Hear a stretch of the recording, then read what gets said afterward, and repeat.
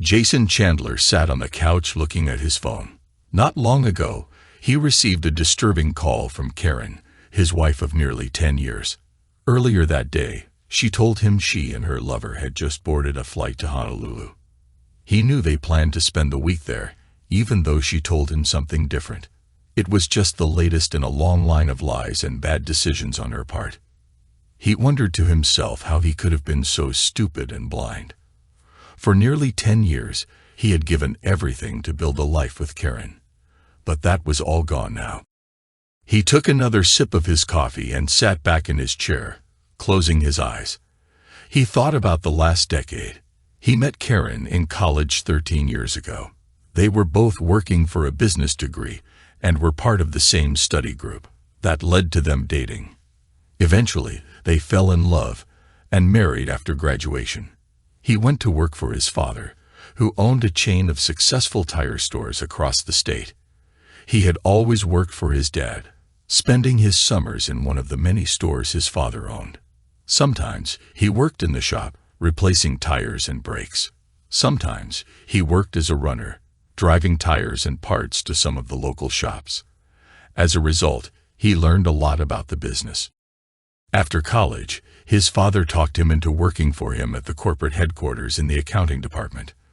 Over the years, Jason proved himself to be more than capable of handling whatever needed to be done, and was now in charge of the accounting department, working directly for Mike Allen, the CFO, who was set to retire in a couple of years. Jason knew that it was his father's dream to hand the company over to him when he retired, and he knew that when Mike retired, he would be promoted to take over his position. Karen, meanwhile, had taken a job as a realtor.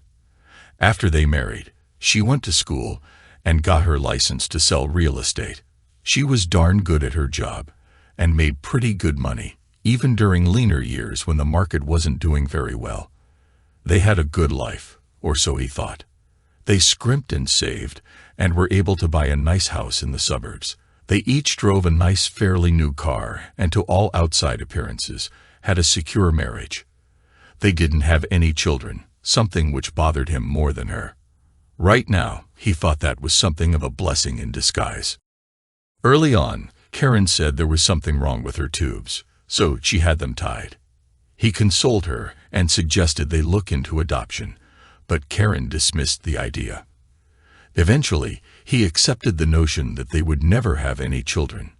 But several things happened over the last year that made him think something was going on, something that would forever change his relationship with Karen. For starters, Karen began spending more time with the girls than ever before. He never begrudged her some time out as he knew how stressful her job was. But the every 2-week happy hour that only lasted until 7 p.m. became a 2 or 3 night a week event, and depending on the day of the week, she might not get home until midnight or later. Jason wasn't happy about it and expressed his displeasure, but she waved him off, saying she was under a lot of stress at work and deserved time to blow off some steam. "So what are you doing until midnight?" he asked her one night when she got home, her hair disheveled, and her clothes smelling like cigarette smoke. "Oh, had a few drinks.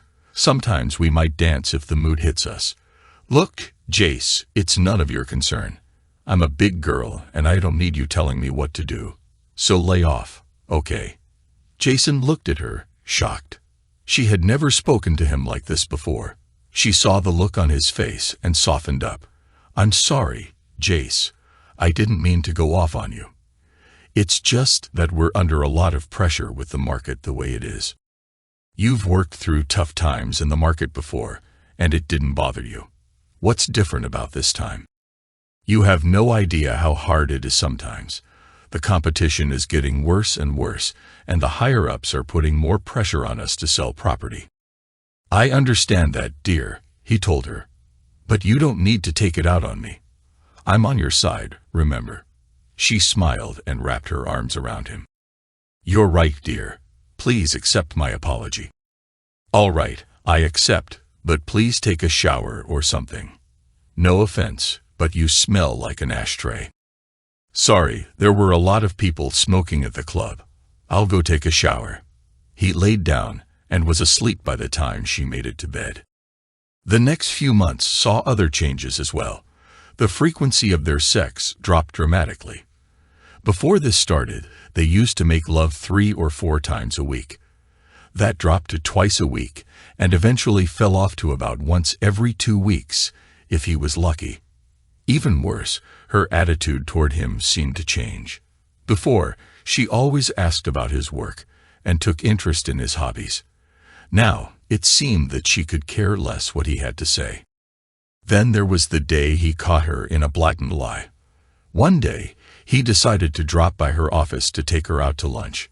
When he got there, however, he was told she was out showing some property. That night, after Karen got home from whatever it was she was doing with the girls, he asked about her day. "I was in the office all day today. I had a lot of paperwork to catch up on, so I just grabbed a sandwich out of the vending machine." Jason was shocked. She just lied to him with a straight face. As far as he knew, this was the first time she had ever done that. He thought about pressing her on it, but chose not to. In her frame of mind, she would probably blow a gasket, and he was simply too tired to deal with that. He began to wonder, though, how many other times she had lied to him. Later that night, as they lay in bed, he rolled over and looked at her. She saw the concern on his face. "What's wrong, Jace?" she asked. "I'm concerned," he said. "About what?" "Us. I feel like we're drifting apart from each other. Do you still love me?" "Of course I do, honey," she said, putting an arm around him. "You know that, don't you?" "Honestly, I don't know. I can't remember the last time you told me. And it's been a while since we've had sex. It seems you're gone more than you're home." "I'm sorry. It's just the pressure from the job. I do love you. Please believe me." "Can you start showing me a little more?" he asked. "Of course, baby," she said, kissing his face. They made love that night, and Jason felt better, but he still had concerns. Things went back to normal for a month or so, but the same pattern began to emerge again. What the hell is going on? He asked himself for the umpteenth time. It started to become clear to him what was going on the day his longtime friend, Ron Green, called him, asking if he could get away for a bit. "Sure, I can meet you for a beer. What's going on?" "I really can't say over the phone, Jace, but it's important."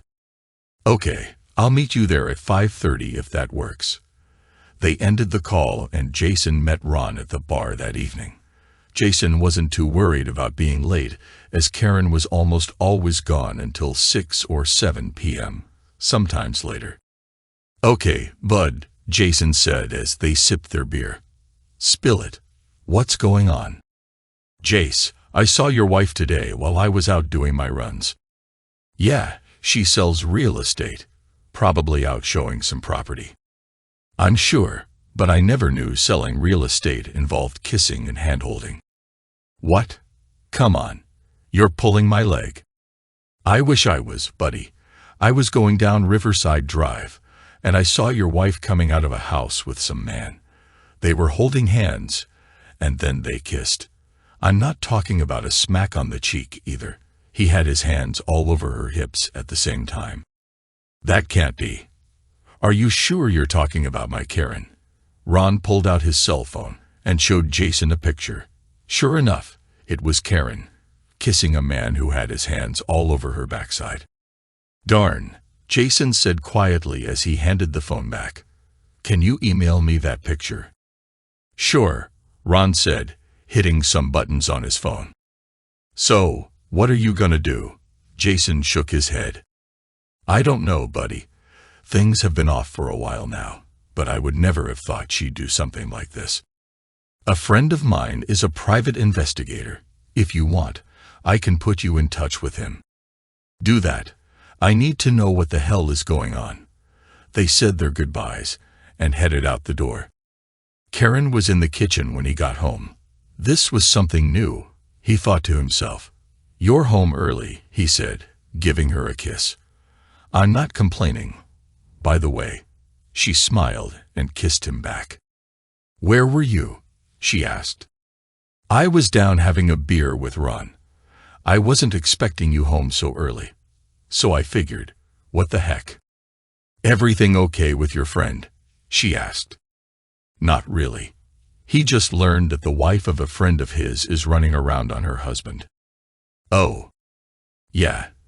He saw her kissing and holding hands with some guy earlier today. Jason thought he saw her flinch just a bit. Well, maybe he's reading too much into it. I don't know. I'm just glad I don't have that problem. Again, he thought she seemed to flinch just a bit at that remark. It would kill me if you ever did anything like that to me. I'd never do anything like that to you, she said, wrapping her arms around him. I love you too much. I'm glad to hear you say that, he told her, kissing her pretty face. So, why are you home so early? Well, our annual company convention is coming up this weekend. So I thought I'd start packing, and I wanted to spend the next night or two with you since we'll be apart for a few days, she said. It's in Las Vegas this year. Where at? He asked. Over at the convention center. We're all staying at the Westgate Resort. I hear it's a 4-star hotel. So, when are you leaving? He asked. Friday afternoon. Right after lunch, she said. That was the day after tomorrow. You getting another award this year? He asked. She always received awards for being the top seller in the region. Probably, she said. They shared another kiss. Well then, why don't I take you upstairs and congratulate you for another successful year? She smiled and took him by the hand. I thought you'd never ask, she said. They spent the evening making love, but Jason had other things on his mind. Would she cheat on him over the weekend? He asked himself. Say, I have some vacation time coming up. Why don't I take a few days and come with you? Maybe we can spend the week in Vegas and unwind a bit and reconnect. Our 10th anniversary is coming up next week, you know. That sounds like fun, but I'll be so busy with seminars and meetings, I don't think we'd hardly ever see each other. Besides, they're expecting me to get right back to work after the convention. Listen, why don't we celebrate our anniversary when I get back? I'll make it up to you, I promise. Okay, I'm going to hold you to that. The next day, he contacted Ron and got the name and number of the private investigator. He arranged a meeting for that day and drove over before lunch. Good morning, Mr. Chandler, the middle-aged man said as Jason entered his cluttered office. Good to meet you. Ron said you might be calling. Please call me Jerry. What can I do for you? Jason explained the situation and told him about Karen's upcoming trip to Las Vegas. Vegas, huh? You think she intends to hook up with someone at the convention? I don't know. It's possible. Well, I have contacts out there who owe me a favor or two. Tell you what, we'll put eyes on her there, and if you want, we can sneak in a camera and a microphone if you get me her room number. It'll cost extra, you know. I figured that, but I need to know the truth. Jerry pulled out a digital audio recorder and handed it to him. This is really simple to use. It's voice-activated, so all you have to do is slip it under her car seat and turn it on. You can retrieve it later after she's left. I'm assuming she'll be leaving her car at the airport. She usually does, Jason said. Good, don't worry. We've got it all covered. If she is messing around, we'll find out. By the way, here's my private number in case you hear anything. Call me anytime. Thanks, Jason said, writing a check from his personal account instead of the joint account. Both he and Karen had their own personal accounts, separate from the joint checking account, which was used to pay the bills. They had each agreed on this years ago, promising to deposit no more than 10% of their net earnings. Until now, Jason had used his for clothes, incidentals, and presents for Karen. He had been saving for a cruise, but was now using it for something else.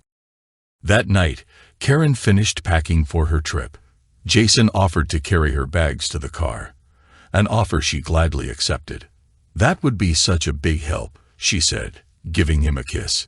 He carried the bags to her car, placing them in the trunk. He couldn't help but notice how much she packed. It was certainly more than enough for a weekend. As he put her overnight bag in the trunk, he couldn't resist the urge to see what she had taken. So he opened the case. He spotted the container holding her birth control pills right off the bat. Only 10 were left in the container. What the heck? He asked himself. Why does she have birth control pills? Didn't she say she had her tubes tied? Or was that another lie? He glanced at the clothes she packed. Some of what she packed seemed appropriate for a business meeting, but much of it appeared to be club wear, tiny dresses he had never seen before and frilly underwear. He also noticed a couple of very skimpy bikinis, one of which appeared to be an open sling micro bikini, something he had only seen on the internet. What the heck kind of meeting is this? He asked himself. He pulled out his phone and took pictures. Opening her car door, he slipped the audio recorder under her seat and made sure it was turned on. Then he closed the car doors and made sure everything was locked up. They made love that night, perhaps, Jason thought, for the last time as husband and wife. Karen gave him her room number the next morning at breakfast and promised to call every night. "I love you," she told him as she kissed him on the cheek. "I love you too." He watched as she pulled out and drove off. When he got to work, he called Jerry and gave him her room number. "Great, thanks. I'll get my guys on it right away." That afternoon, he got a call from Karen, letting him know she was at the airport and getting ready to take off. "I'll call you when I get checked into my room," she said. "I'd appreciate that. Remember, I love you." "I love you too, baby. I'll miss you." "Sure you will, you lying witch," he thought to himself sarcastically. "I miss you too," he said instead. As he ended the call, he looked up to see his father standing in the door. "Everything okay, son? You look like your dog just died." "I don't know, Dad." His father came into the office and closed the door. "Everything okay at home? You want to talk about it?" his father asked. Jason knew better than to try to keep anything from his father, so he told him everything he knew so far.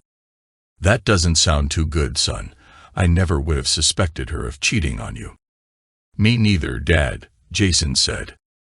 "Well, listen, if there's anything your mom or I can do, let me know," the older man said. "We're here for you." "Thanks, Dad. I appreciate that." Jason took off a couple of hours early and drove to the airport, looking for Karen's car. He found it in the short-term parking and retrieved the audio recorder. Looking around, he noticed the rest of the car was neat as a pin. On the way home, he got a call from Karen. "Hi, baby. Just wanted to let you know I got here okay." "Thanks for letting me know," he said. "I'm just getting settled in. I'll call you later tonight. Love you." "Love you too," he said. After he got home, he turned on the audio recorder. He hoped there would be nothing on it, and for the most part, there wasn't anything except road noise and the sound of her radio. About halfway through the recording, however, he heard his marriage go down the toilet. He could hear her phone ringing, and since it was connected to her car through Bluetooth and worked through her speakers, he could hear both sides of the conversation. "Hey, baby," he heard a man's voice say. "Hey yourself, stud muffin," she said. Stud muffin? Jason asked himself. Who the heck is this clown? "I can't wait to see you again.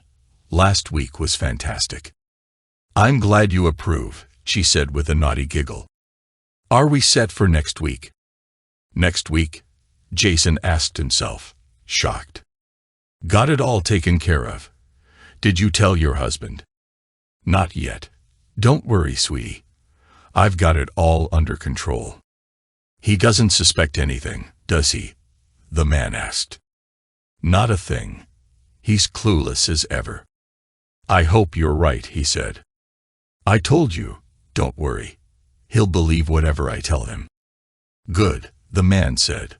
"Listen, I'm about ready to pull into the airport. I'll see you at the hotel tonight, okay?"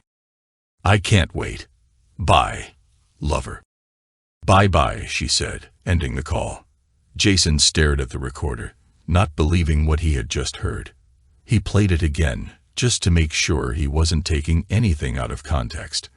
Not only was she cheating on him, but she had something planned for next week, the week of their 10th anniversary, and it didn't include him. Darn, darn, darn, he thought to himself. How long has this crap been going on? And who the heck was this pig she was screwing? He grabbed a beer from the refrigerator and sat at his desk, thinking over the last few months. Had he really been so clueless that he missed all the signs? He started wondering what else she might be hiding. Up until now, he had always respected her privacy and stayed out of her personal things, but that was now off the table. He knew she kept her home desk locked, but he also knew where she kept the key. He went to their bedroom and opened a small drawer in her jewelry box. Sure enough, there was the key to her desk, on a ring with a couple of other keys. He grabbed the ring and went into the bedroom they set up as her office. He opened the desk and started looking through her files. Ordinarily, he would never have done this, but he felt that she no longer deserved any consideration after her betrayal of their marriage vows. What he found shocked him to the core. It seemed that Karen had been lying to him throughout their entire marriage. He pulled out a folder she used for her banking records and was shocked to see how much she had socked away out of her pay. He knew how much she deposited in their joint account and was shocked to see that she had deposited much more than the agreed-upon 10% into her private account, which now had over $250,000. Looking through her purchases over the last few months, he saw that she had purchased a very expensive man's Rolex watch along with other gifts, no doubt for her lover, since she had never given him anything that extravagant. She had also purchased a lot of expensive clothing online, including some racy stuff from Victoria's Secret. Of course, he hadn't seen any of this, but there was more, much more. He also found medical bills for a family planning clinic. Apparently, she was able to get pregnant twice in the last 2 years and had gone in for an abortion. Both times, she paid cash out of her own account. He wondered if one or both of the children she aborted was really his. He also saw that she had been paying for birth control pills for at least the last 4 years on a regular basis. Worse yet, he found a receipt for Plan B morning after pills. According to the date on the receipt, Karen had purchased them earlier this week. And there was more. Among her receipts was a fairly recent one for a hefty down payment on a condo in a fairly wealthy part of town. Was this to be her love nest? He wondered. Or was this part of her exit strategy from the marriage? There were also receipts for utilities and new furniture. He looked at the key ring he found earlier and wondered if one of them was a key to her condo. He intended to find out. He turned on her computer to see what he could glean from that. He knew she always wrote her passwords down, and found a piece of paper taped to the bottom of her keyboard with a list of usernames and passwords written on it. He tried the first one, and sure enough, the computer came right up. Opening her browser, he found a link to an online email program and went in. Sure enough, the email client came right up and showed her inbox. Apparently, she was so confident he would never snoop on her that she kept the username and password cached on the system. He began scanning her emails and was shocked at what he found. There were a number of emails too, and from someone named Greg Wilson. Almost all of the emails were explicit, with Greg commenting on how much he loved having sex with Karen. Her responses were pretty much the same. He noticed the emails went back almost an entire year, about the time he first noticed the changes in her. From what he could tell, their trysts initially took place in hotel rooms, but they later decided to meet up at a house she was selling. He spotted an email dated about 6 months ago that partially answered one of his questions. "Did you take care of that little problem?" Greg asked. "Yes, I went down and had the abortion today." "Too bad you didn't keep it. You could have passed it off as Jason's." "I couldn't do that. As far as he knows, I can't have any children. He would know it wasn't his." Jason thought back 6 months and realized that was about the time he first caught her lying. The witch, he thought to himself. The lying, conniving, cheating witch. He kept scanning through their emails. At one point, Greg suggested they have sex in Karen's marital bed, but she put her foot down on that. "I will not do that to Jason," she told him in one email. "Come on. The stupid cuck has no idea what's going on." "No," she wrote back. "I'm not going to do that. What if you had a place of your own? You could pay cash on a nice condo with the commissions you make, and your husband would never know the difference. You may be onto something there. I do have my own account, and Jason never asks about it. Let me see what's available." That was 3 months ago. The receipt for the down payment was dated just over a month ago. "I got a condo," she told him in an email. "I just made the down payment, and I have new furniture coming in about a week. Jason doesn't know anything about it." "Excellent. We'll have to christen every room in the place." Jason sat back, shocked at this revelation. He continued looking through the emails. "So, why do you stay with your husband? Why not just leave him and move into the condo? Believe it or not, I still have feelings for him. He may be a stodgy accountant for a chain of tire stores, but I like him, and he's good to me. I only got the condo so we'd have a place to hook up without having to risk being seen at a hotel. Besides, you're still married. Listen, babe, say the word and I'll dump Christy in a heartbeat. She's a royal pain in the bum anyway. We'll see what happens after the conference," she wrote back. After the conference? What's happening after the conference? He asked himself. Jason began printing her emails and copying the receipts he found when the phone rang. Karen's number came up on the display. "Hello," he said, answering the call. "It's me, babe. Are you all right? You sound out of sorts." "I've got a splitting headache," he said, not wanting to let her know he was onto her. "Well, I just wanted to let you know I'm settling down for the night. You take something for that headache and get some rest. I love you and I miss you," she said. "Yeah, me too, goodbye." He ended the call, wondering if she noticed that he didn't specifically say he loved her or missed her. Truth is, he was close to punching a hole in the wall. He decided to find out who this Greg character was, so he began looking on the website for the company Karen worked for. Sure enough, he found him. Greg Wilson, the site said, is the regional manager for the real estate company Karen works for. In other words, she was screwing her boss. He printed the page out and put it with his stack of stuff. Unable to rest, he decided to see if he could get into her condo. He verified the address but wondered if she had a security system set up. He looked through her paperwork and found a series of numbers on the paperwork next to the word alarm. Of course, she would write it down. He thought to himself, she writes everything down.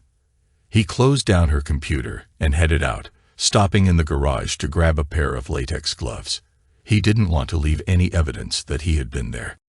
He found the complex easily and parked in her allotted spot.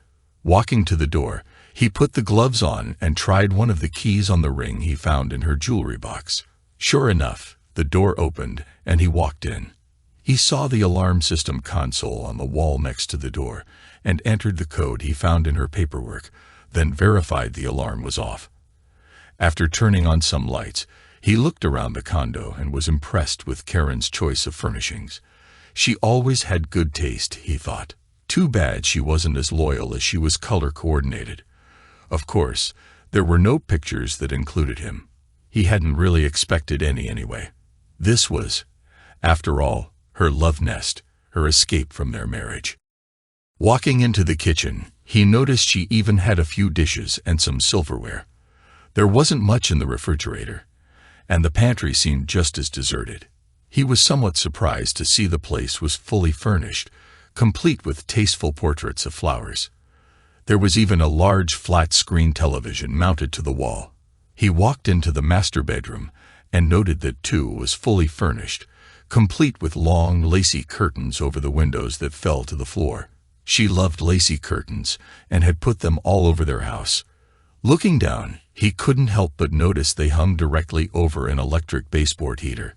He shook his head, wondering if Karen even considered the potential fire hazard. Opening the dresser drawers, he found some lingerie that he had never seen before along with men's underwear he suspected belonged to Greg. He also found an assortment of sex toys. He pulled out his phone and took pictures. He also found a card addressed to Karen in her nightstand drawer. He opened it and saw it was from Greg. Just wanted to say thanks for the watch. Can't wait for your housewarming.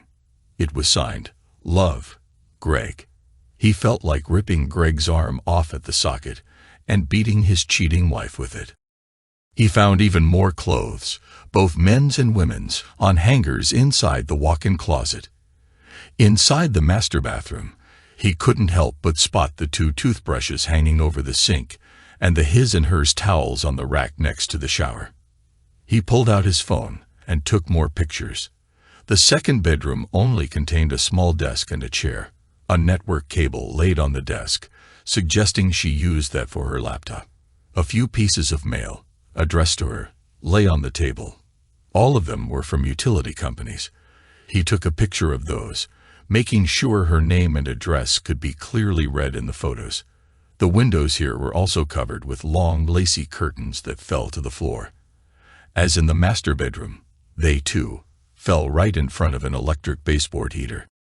Looking around, he noticed a few other things that could be considered fire or safety hazards. For example, there were no smoke detectors in the bedrooms, and the one mounted in the kitchen ceiling looked very old.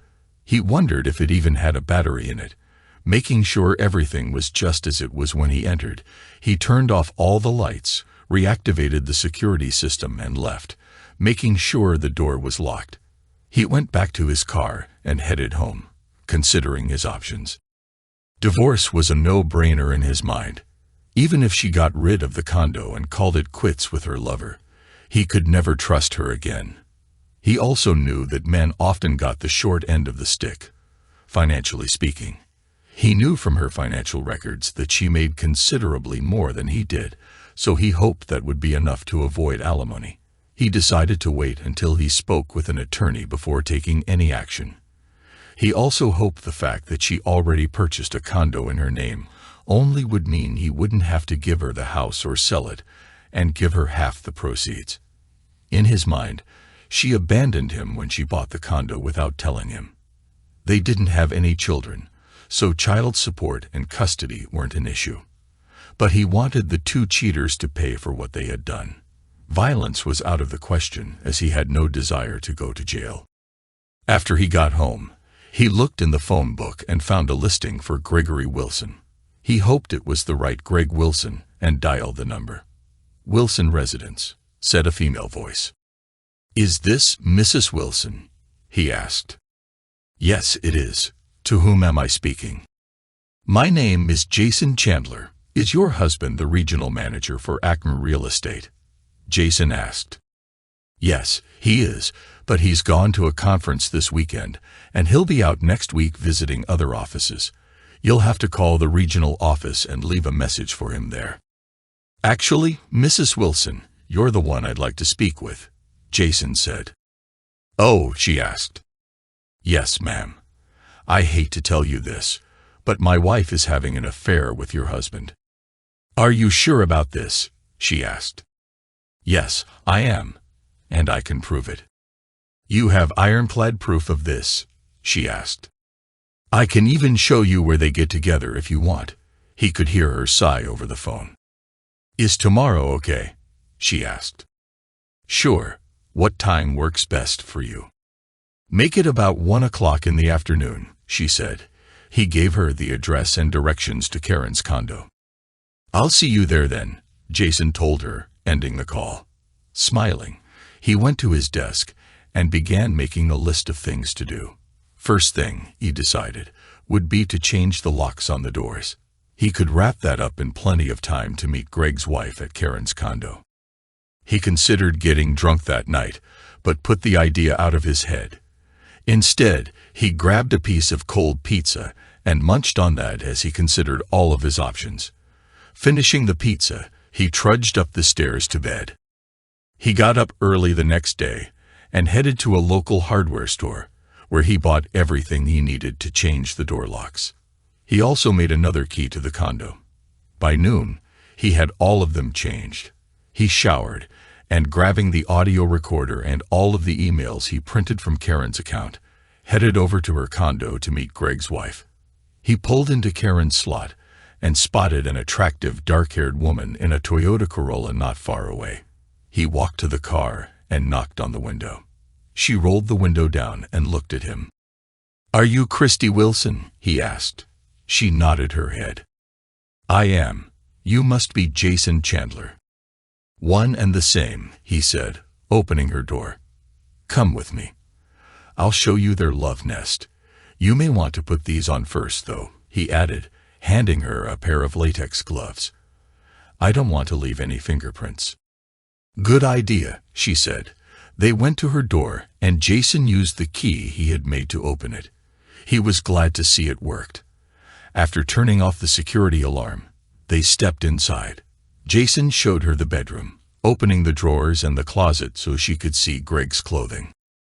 "Oh my God. I've been looking for some of this stuff the past couple of weeks. I was wondering where his clothes were disappearing to." "Has your husband been wearing a Rolex watch lately?" Jason asked. She nodded her head. "Yes, he told me it was a gift from management." Jason shook his head and pulled the card out of Karen's nightstand. He opened it up and showed it to her. She read the note and began crying. "Is that his handwriting?" Jason asked. "Yes," she said, sobbing. "There's more," he said, pulling out the emails and the audio recorder. She read through the emails, tears flowing down her cheeks. Then he played the audio from Friday. "I'm sorry about all this," he said, wrapping his arms around her. He felt like crying as well, but held it in. "It's not your fault. I suspected something like this for a while, but I never had any proof." After a while, she collected herself and looked at him. "So, what are you going to do?" she asked. "I'm going to divorce her. What about you?" "I'm kicking that lame dog out of the house as soon as I see him," she said. Suddenly, she stopped crying and looked at him. "I've got an idea," she said. "What's that?" he asked. "They want to live here together. Why don't we help them?" "What do you mean?" "I mean, why don't we pack their crap up and drop it off over here?" she responded. Jason thought for a bit and smiled at her. "I kinda like that idea, but we better get moving. They'll be back in a day or two." She shook her head. "Greg said he would be gone for a week after the convention. I'd bet anything she'll find an excuse to be gone as well." Jason suddenly remembered the recorded conversation. Karen specifically asked him if he had everything set for the next week, but didn't indicate what it was they had planned. "Darn, I think you're right. Still, I want to get her crap out of my house as soon as possible." "I agree. Meet you back here in, say, 3 hours. Works for me. I'm just going to toss her crap in trash bags, so I think I can do that, and be back here in 3 hours." "I'll see you then," she said, standing up. Jason took a hard look at her. She was shorter than Karen, with a girl-next-door cuteness that added to her shapely figure. He thought Greg was a moron to cheat on this woman. They left the condo and arrived about 3 hours later, their cars crammed with bags full of their respective spouses' belongings.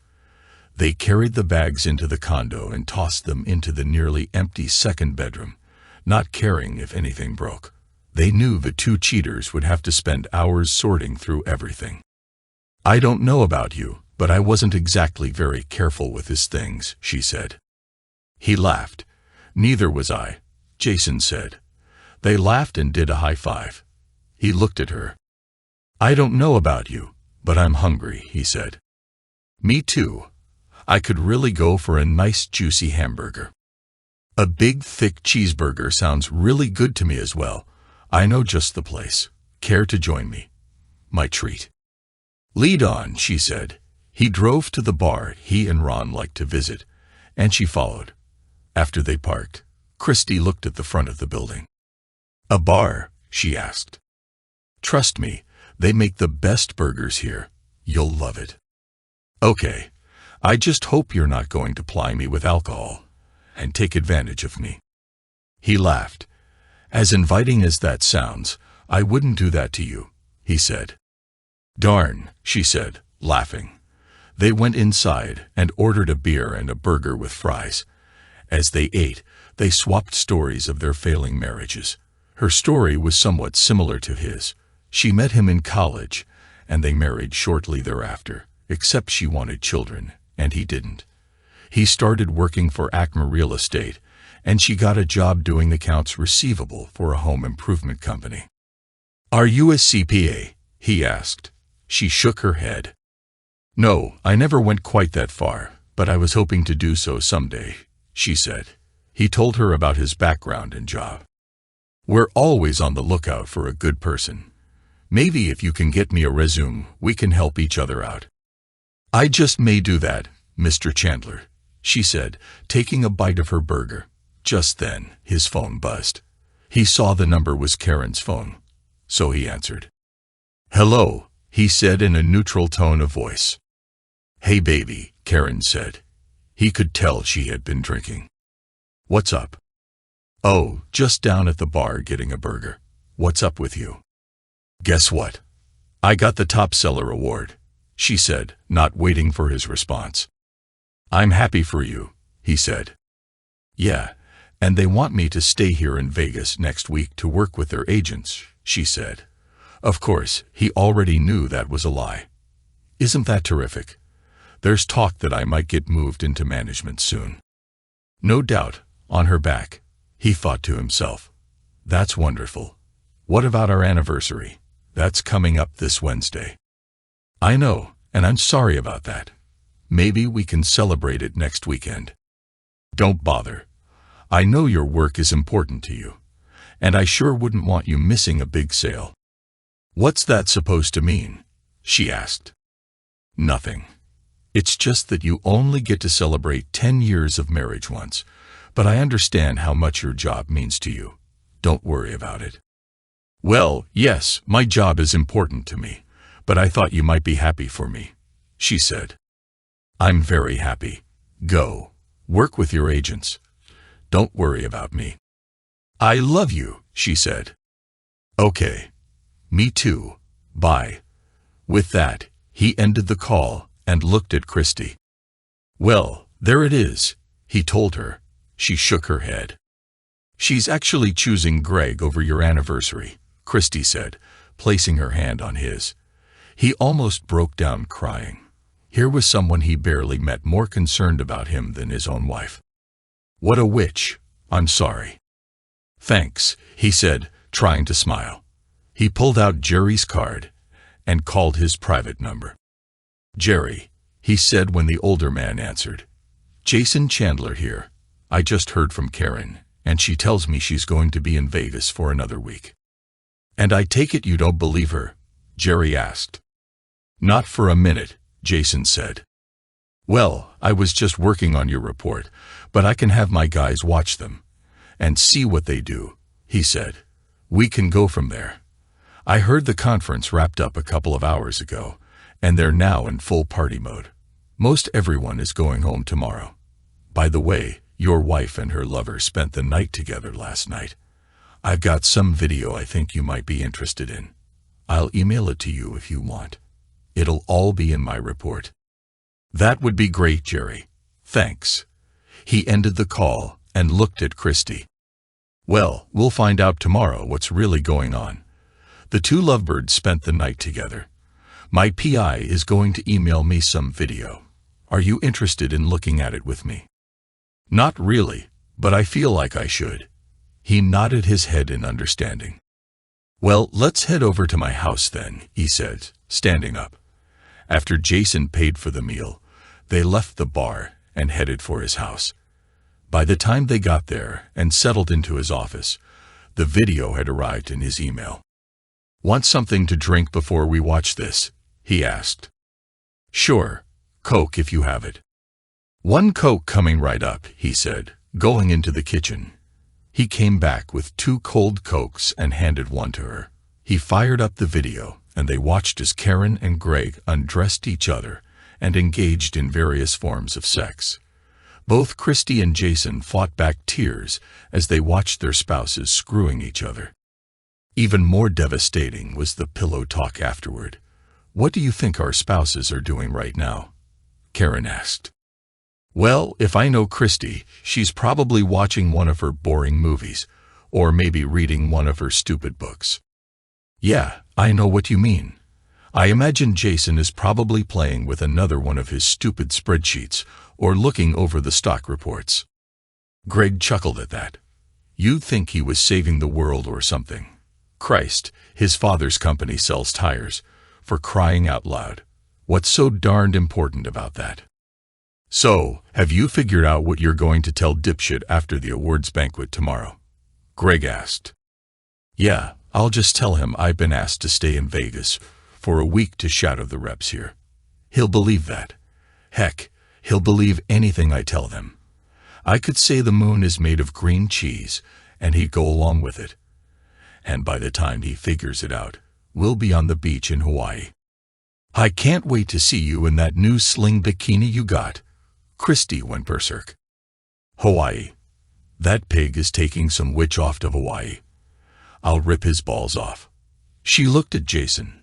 "Sorry for calling your wife a witch." "Don't be. I would have called her worse." They turned back to the video. "So, what about your anniversary? Are you just going to blow it off?" "Hawaii sounds much more fun to me than a night at a steakhouse. I'll promise to make it up to him. Maybe I will. Maybe I won't." Greg looked at her. "You're cold, you know that?" he asked. She shrugged her shoulders. "It's only our 10th anniversary. There'll be more. Who cares about that? I need you and me right now." With that, they started screwing again, prompting Jason to stop the video. "I've seen enough. How about you?" Christy nodded her head, tears running down her cheeks. "More than enough," she said. "I'll be making an appointment Monday to see an attorney about a divorce. You want to join me?"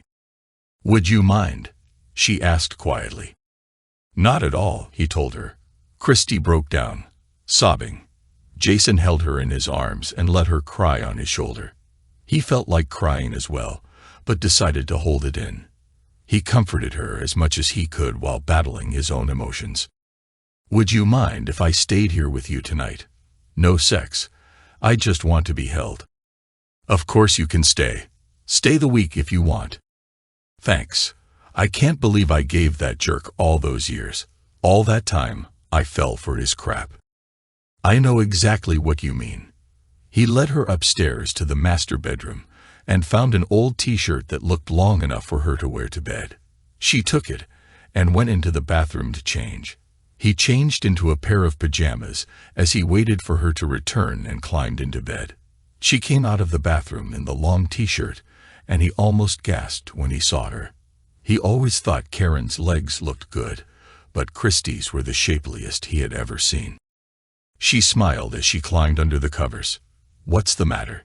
Haven't you ever seen a woman's legs before?"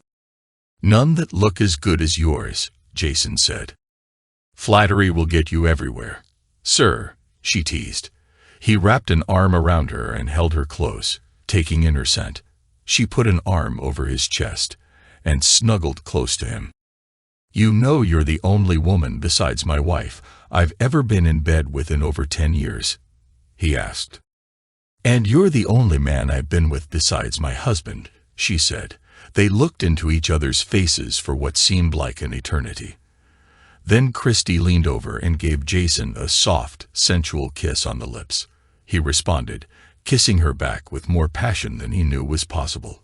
He realized what could happen and backed off. He didn't want to do to Karen what she was doing to him. Apparently, Christy felt the same way and put her head on his shoulders, not saying a word. They fell asleep that way and woke up the next morning spooming each other. "Good morning, sleepyhead. You don't need to move on my account," she added as he got up to use the bathroom. "Good morning, beautiful. I'll be right back." He went into the bathroom. By the time he came out, Christy had helped herself to the kitchen and was making them each a helping of bacon and eggs. Looking at the clock on the wall, he saw it was 8:30 a.m., his attention turned back to Christy. He loved watching her cook wearing his old t-shirt and was reminded for a moment of happier times when Karen made breakfast for them every morning. "Darn, that smells good," he said. "I hope you don't mind me helping myself to your kitchen," she said. "Not at all. I can't remember the last time someone made me breakfast." "Karen never cooked for you?" she asked. "At first she did, but she quit making breakfast a long time ago, said it took up too much time, and she had to make herself presentable for her clients." "Which," Christy muttered. "I agree," he said. He took in the smell of the bacon as she placed a large plate in front of him. He devoured his food like a man who hadn't eaten in a month. "Darn, that was good. You cook like this every morning?" "Whenever I can," she said. Jason's phone buzzed. Looking at the screen, he saw Jerry's name and number, so he answered. "Good morning, Jerry. Working on Sundays now." Jerry laughed. "More often than I care to. I just wanted to let you know that your wife and her lover boarded their flight in Las Vegas just before 6 o'clock this morning. They had a 40-minute layover at LAX, and the plane took off from there about an hour ago. They'll be landing in Honolulu in about 5 hours or so. I have the flight information if you want it." "I do," Jason said. "They're on American Airlines Flight 31. I have someone in Honolulu ready to pick up their trail when they get there." "Thanks, Jerry," Jason said, writing down the information. He ended the call and looked back at Christy. "Well," he said, "it's on. They're on their way to Hawaii." Karen sat back in her seat after the plane took off. Glancing out the window, she watched as the plane headed out over the Pacific Ocean. "This is it," she thought to herself. Looking to her left, she saw Greg was already sound asleep in the seat next to hers. She closed her eyes for a moment and thought about the last 10 years. For a moment, she felt a pang of guilt at what she was doing to her husband, who foolishly trusted her. Deep down, she knew that this was just the latest in a series of bad decisions on her part. But, she rationalized, she owed this to herself. Eventually, she thought, this will end with Jason none the wiser. Her marriage would go on, and they would ultimately retire and grow old together. Her first bad decision was telling Jason she couldn't get pregnant. The truth was, she could, but she just didn't want to get tied down with babies. The idea of motherhood might appeal to some, but not to her. So she told Jason that a medical complication forced her to have her tubes tied. He bought her explanation and eventually accepted it. But she had problems with the IUD and was forced to quit using it. The pelvic pain and the headaches finally became too much for her to endure, so she decided to use standard birth control pills instead. She also started using the calendar rhythm method and avoided having sex during her more fertile days. It worked most of the time, but she did end up pregnant twice. The first time was with her husband. Fearful of what his reaction would be to her pregnancy, which would unmask her first lie, in her own desire to remain childless, she discreetly sought an abortion, paying for it with her own money. Thankfully, they had agreed early on to have personal accounts along with a joint account. They had initially agreed to deposit 10% of their net pay, but she fudged a lot. She could pay for the abortion out of her own money, and Jason would remain in the dark. The second pregnancy was with Greg about 6 months ago. She told her lover about it and made the decision to get another abortion, again paying for it out of her own account. Hopefully, she thought, Jason would never find out about it. And then, there were her affairs. She remained faithful to her husband for the first 7 years of their marriage, but that changed one day while she was out with a client, who just happened to be very good-looking and also very rich. It was a spur-of-the-moment decision, but one she never really regretted. They made mad, passionate love in the master bedroom of the large house she was showing, and he showed his appreciation by buying the house on the spot. She didn't do that very often, maybe about 10 times over the course of the next year and a half, but she learned later that others had done the same thing. Sure, she felt a bit guilty, but she decided, what the heck? If the other girls can do it and get away with it, So could she. In her mind, it didn't affect Jason any. She never stopped loving him. And what he didn't know wouldn't hurt him. Then she met Greg, and things changed. He was everything her husband wasn't. Jason liked to analyze everything before making a decision, whereas Greg was spontaneous and made spur-of-the-moment decisions. Jason's life and career had been decided long ago. He had worked for his father all his life and still did. Soon, he would become the CFO of his father's tire company. And one day, he would take over as president and CEO. Greg, on the other hand, didn't know where he would be in 5 years and took things one day at a time. While Jason thought about the future, Greg lived for the moment. They were also quite different in bed. While Jason made love to her and focused on her pleasure, Greg simply took her and drilled her. At first, they met at motels and hotels around town, or a house they had listed for sale, but she became concerned that someone might spot them and alert either Jason or Greg's wife, Christy. Then there was the night that Jason expressed concern that they were drifting apart. She got scared and cooled it with Greg for a while.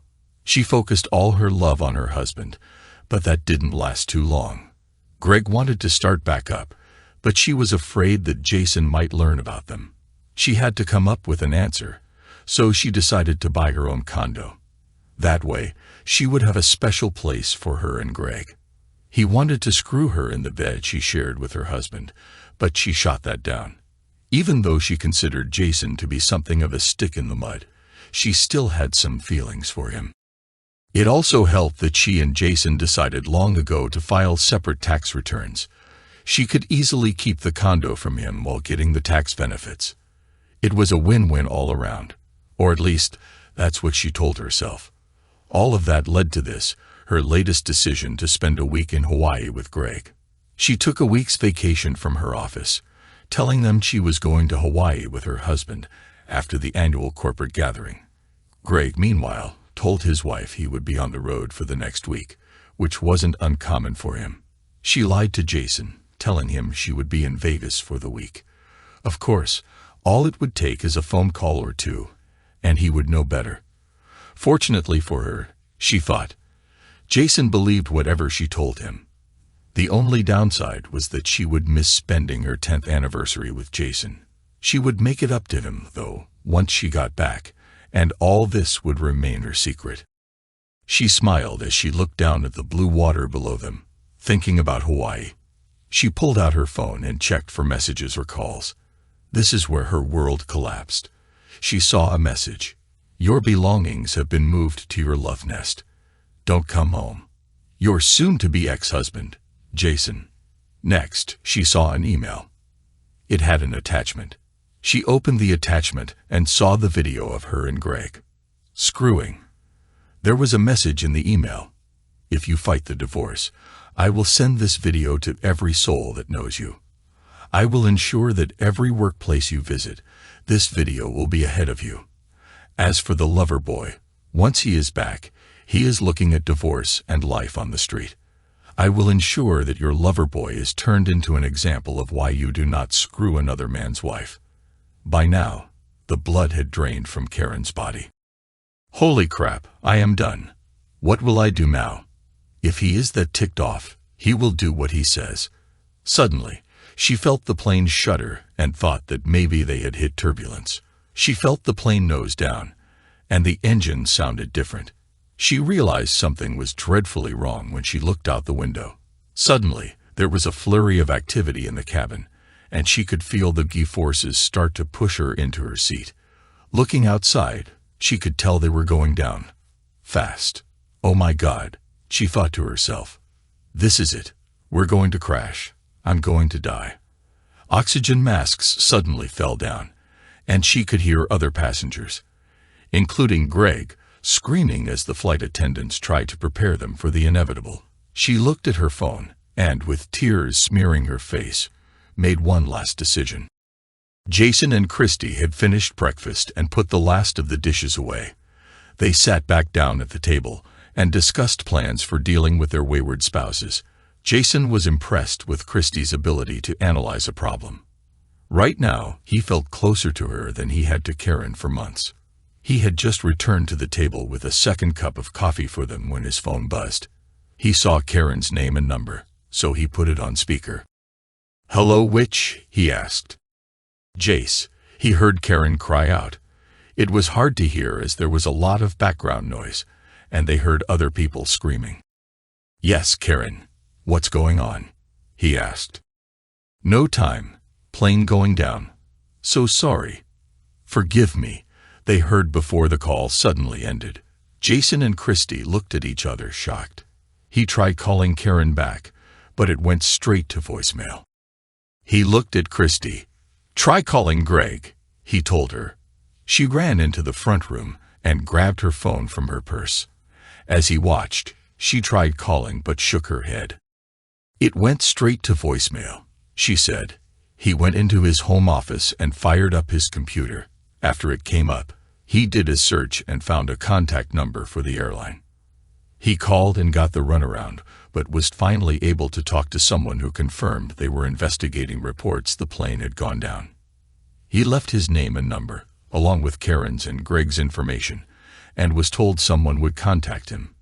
He also left Christy's information so they could contact her. He did a quick Google search, but nothing showed up. He figured it would take at least an hour before any news showed up. They went into the front room and turned on the television, wondering if anything had been reported. Jason went from channel to channel, but nothing was being reported. He looked at his phone and thought about the events leading up to this moment. Finally, one of the news networks reported that an American Airlines flight to Honolulu had crashed in the Pacific, but there were no details. "Oh God," Christy said, her hand over her mouth. Jason held her and silently prayed that Karen was still alive. He hated what she did to their marriage, but he didn't want her dead. An hour later, his phone rang. He turned down the television and answered. "Mr. Chandler?" a woman asked. "This is he said. "I just wanted to reach out and confirm that your wife's flight has crashed," she said. "I don't have any more information for you at this time, but we'll contact you just as soon as we have more information." "Thank you," Jason said, ending the call. He and Christy shared a hug and shed a few tears. A few minutes later, Christy's phone rang, and she was given the same information. Sometime later, his father called. This was not unusual, as his parents often reached out to him whenever they heard something like this on the news. "Hey Jace," his father said. "Hey Dad, how's things going?" he asked. "Just got back from church. Did you see the news about that crash?" his father asked. "Yeah, I did," Jason said. "That's terrible," his father said. "By the way, how's Karen? Isn't she on her way back from Vegas?" "She's not doing too well right now, Dad. She was on that airplane that crashed." "What?" his father asked, shocked. "What was she doing going to Hawaii without you?" "She was with her boyfriend," Jason said. "Oh my God," the elder man said. "I'm so sorry to hear that, son. Listen, you take the week off and take care of things. I'll let Mike know. If there's anything we can do, just call, okay?" "Thanks, Dad," Jason said. He ended the call. His mind flooded with conflicting emotions. On one hand, he was sad that Karen was, in all likelihood, dead. On the other, he was angry with her for cheating. He was also angry at himself for not confronting her. Strangely enough, he wasn't upset about the fact that her death would mean no divorce. Then he had another thought. He would have to deal with all her final expenses, including the condo. Crap, he thought to himself. He looked at Christy and wondered how she would manage all this. What would she do? He had a thought and approached her. "Christy, why don't you sell your place and move in here with me?" She looked up at him, tears filling her eyes. "Do you mean that?" she asked.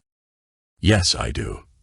I have another bedroom upstairs, and you're going to have a lot to deal with over the next few months. Maybe we could help each other get through this." She thought for a minute before answering. "Why not? But only on one condition." "What's that?" "You let me sleep with you," she said. "Seriously?" Jason asked. This was moving much faster than he thought it would, and he wondered if it was wise. He set that thought aside and decided to throw caution to the wind. "Yes, I haven't really had the comfort of a husband for a long time. Last night, I felt content for the first time in ages. Is that okay with you?" "It's more than okay," he said. "Good. Then I'll run back to the house to get my things and I'll be back over tonight." Jason nodded his head. "I'll be here," he said. After she left, he called Lucy, the woman who ran the office Karen normally worked out of. "Hello," she said when she answered her cell. "Lucy, this is Jason Chandler," he said. "Oh, hi Jason. How's Hawaii?" "I don't know. I hear it's nice this time of year." "Why?" "Well, Karen said the two of you were going there after the company meeting. I assumed you were on your way." "No, she was on her way to Hawaii, but not with me. She left with Greg." "What?" Lucy asked, shocked. "That's right, but she didn't make it. Neither did he. The plane they were on crashed into the Pacific Ocean earlier today. Maybe you saw it on the news." "Oh no. Do you know if she made it okay?" "I don't think either of them survived the crash," he said. "I'm so sorry. Please accept my condolences and thanks for letting me know. I'm not sure if you're aware of it, but the company has life insurance for all their employees. I'll get the paperwork started first thing in the morning, but I will need something from the airline. Can you get that to me?" "Yeah, I'll get what I can. I do have a question for you, though." "What's that?" Lucy asked. "Were you aware that Karen was having an affair with Greg?" he asked. "I suspected there was something going on. There were rumors, but nothing more. We usually don't gossip about things like that in the office." "I see. Well, that's all I have. I'll be in touch." "Thanks, and again, please accept my condolences." "I appreciate that," Jason said, ending the call. That night, as he and Christy watched television, a report came on about the crash. According to the report, the plane's final moments were captured by a crewman aboard a freightliner that was just a couple of miles from the crash site. The network aired the amateur video, which clearly showed the airplane rapidly falling, nose first. It looked like the craft literally pancaked as it hit the water. The report said the freighter changed course to see if they could recover any survivors. They pulled a number of bodies out of the water, but there were no survivors.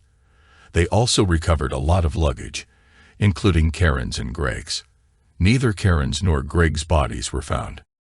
The next few months were hectic for both Jason and Christy. She moved in with Jason and sold her house. Jason had plenty to deal with, including Karen's condo. There was nothing in it he wanted, so he gave everything away to Goodwill, which was more than happy to take it. He finally sold the condo, getting back what Karen had originally paid for it. Both he and Christy received an insurance check for $500,000 from Acme Real Estate for the deaths of their respective spouses. Christy moved in with Jason, and they immediately began exorcising all traces of Karen. Pictures came down, knickknacks were pulled, and furniture, especially the bed, was replaced. Jason let family members take what they wanted. The rest, including the 2 cars, was either sold, burned, given to Goodwill, or tossed in the dump. Jason also had to jump through hoops to resolve Karen's bank accounts. After a couple of months and a mountain of paperwork, he walked away with a check for around $250,000. Lawyers pounced on both Jason and Christy, looking to capitalize on the crash. Further investigation revealed that the crew misunderstood warnings from the onboard computer and took the wrong actions. The craft fell at an estimated 12,000 feet per minute and hit the water at somewhere around 135 miles per hour, meaning that it took just over 3 minutes for the plane to smash into the ocean. Karen's last 3 minutes, some of which were on the phone to him, must have been hell, he thought. Her last act had been one of contrition, no doubt brought on by the realization that she was plummeting to her death, and there was nothing anyone could do about it. Nevertheless, he thought, it was too little and far too late. Fortunately, the airline settled with all the affected families, paying a little over $175,000 for each passenger. Between Jason and Christy, they grossed a bit more than $1.6 million after everything had been accounted for. Of course, the tax man got his share, but they still ended up with a very tidy nest egg. Since neither Karen's nor Greg's remains were found, there was no need for a funeral, but Jason and Christy held memorial services, mostly for the benefit of their respective families. Neither one shed a tear for their deceased spouses. They did discuss that Jason will not desecrate their symbolic graves, but a few weeks later Jason visited their graves. "I just came to tell you that I am very happy that you are dead. The divorce would have cost me money, but since your death, I am getting money. Thanks for dying," which Jason began walking away, but then turned back and desecrated their graves. "I will regret not confronting you and watching your face turn white, but desecrating your grave is a much better feeling." With that, Jason felt a sense of relief. Now that feels better. 3 months after the services, Christy left her job and went to work for Jason. By now, they were madly in love with each other. One night, as they ate dinner at the local Texas Roadhouse, Jason got on one knee and proposed. Christy squealed with delight as patrons around them applauded. "It's about time you decided to make an honest woman out of me," she whispered in his ear. "Why's that?" he asked. "Because you're going to be a daddy," she said. He covered her face with kisses. "I love you so much," he told her. "I love you more, just one favor though." "What's that?" he asked. "Please don't ask me to fly anywhere," she said. He laughed as he hugged her close. "No worries, my dear. If you ever fly, I'll be your wings."